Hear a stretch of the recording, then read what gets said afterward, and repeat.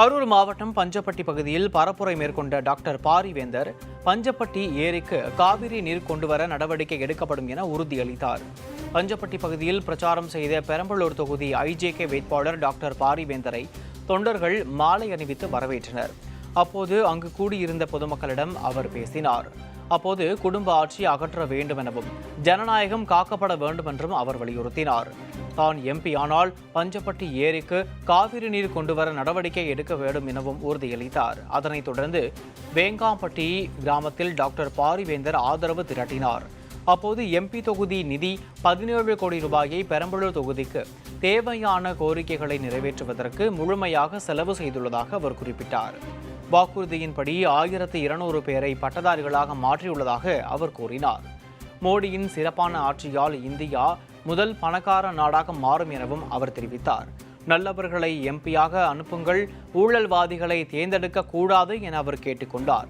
உங்கள் தேவைகளை நிறைவேற்ற நல்லவர்களை தேர்ந்தெடுக்க வேண்டுமென அவர் வலியுறுத்தினார்.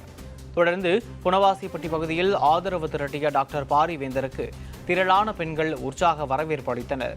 அப்போது 5 ஆண்டுகளில் தான் செய்த பணிகளை புத்தகமாக வழங்கியுள்ளதாக குறிப்பிட்டார். உங்களின் தேவைகள் அனைத்தையும் கேட்டறிந்து முழுமையாக நிறைவேற்றியுள்ளதாக அவர் கூறினார். புண்ணியம், கருணை, உதவி என்ற நோக்கத்திற்காக 1200 மாணவர்களை பட்டதாரியாக்கிய பெருமிதம் தெரிவித்தார். மோடிக்கு எதிராக பிரதமர் பதவிக்கு போட்டியிட இந்தியா கூட்டணியில் யாருமே இல்லை என குறிப்பிட்டார். இந்தியா முழுவதும் ஊழல் செய்த கட்சி என்றால் திமுகவை தான் அழைக்கிறார்கள் என விமர்சித்தார். பேருந்து வசதி, கால்நடை மருத்துவமனை, பள்ளி கட்டடம் உள்ளிட்ட அனைத்து கோரிக்கைகளும் நிறைவேற்றப்படும் என அவர் உறுதியளித்தார்.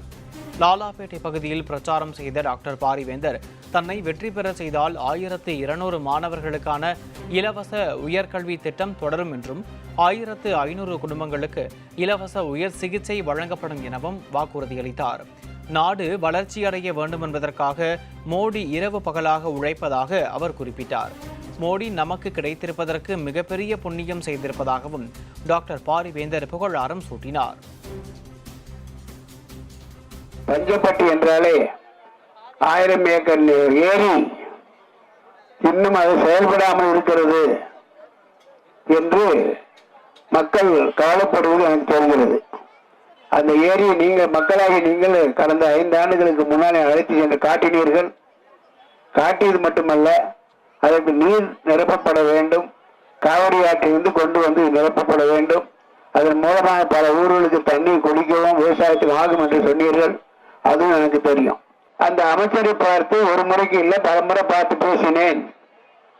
பேசி அவரும் ஒத்துக்கொண்டு செய்வோம் என்று சொன்னார். தமிழ்நாட்டு அரசு ஒத்துழைக்க மாட்டேன் என்கிறது புரிந்து கொள்ளுங்கள். 30 ஆண்டு காலம் 50 ஆண்டு காலம்லாம் முடியாத எல்லாம் முடித்துக் கொடுக்கிற என்னால் இந்த பஞ்சப்பட்டி ஏறி முடியாமல் இல்லை.